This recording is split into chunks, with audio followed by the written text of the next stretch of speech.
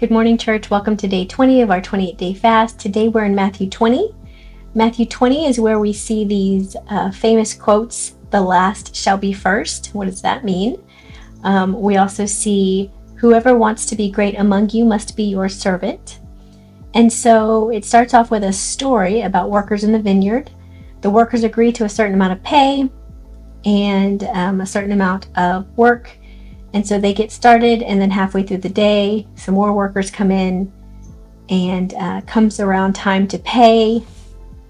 And the first workers find out that the workers that came in later get paid the same amount, and so they start complaining. And in order to help me understand this, I kind of like to bring in modern day stories. And so it helps me if I think about, let's say my teens want to come to me and they ask to make some extra money. You know, teenagers, we have 3 of them. They can spend money on pretty much anything from TikTok Shop to PlayStation to American Eagle. Like, there's no limit to the things that they can find to spend money on. And so let's say they come to us and they say, we want to make some extra money for these things that we want. Do you have any work for us? So we give them some stuff. Yeah, we have lots of yard work and things around the house we haven't gotten a chance to do. We'll pay you this amount of money for this amount of work. They agree, they get started. Let's say my husband and I go to the grocery store while they're working. On the way home, we see a man on the corner with a sign saying, "We'll work for food." And so we decide, okay, half the day's already gone, but he can work until sundown and go get some of these chores done. So we bring him home. Everyone gets done. It comes time to pay. And let's say my teenagers find out that we actually paid him the same or even more. Now, my kids wouldn't actually get upset. They'd actually probably give their money over to him as well, because that's just how they are. But let's say that they did get upset. Let's say they got upset because, he only had to work half the day and he ended up getting the same amount as us. That's not fair. But here's the thing. They weren't treated unfairly. We didn't go back on our word.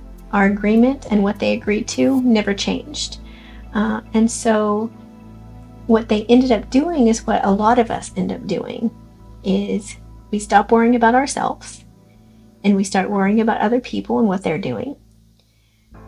They compared themselves to the guy. And we do that often. We compare ourselves to others. We look at everything we've been through and expect to be fairly compensated for our troubles. We see someone who hasn't worked as hard or has worked as long, and yet they receive the same or even better benefits than us. We grumble, we complain, we become envious, when really all we need to do is keep our eyes on what we have been called to do and not them. And so it kind of begs the question, are we serving with the right intentions? Is our heart in the right place?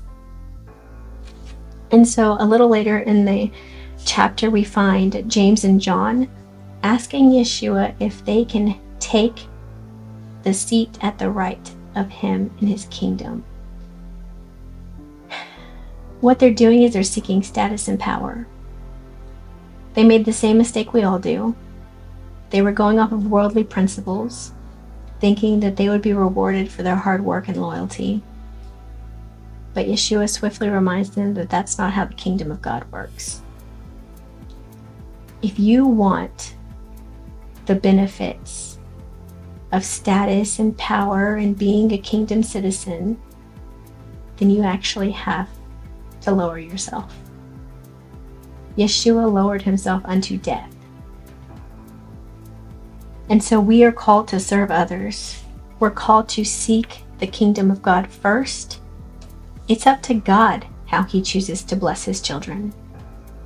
We need only to keep our eyes on him and keep our hand on the plow. So go serve. Be blessed. We'll see you tomorrow, church.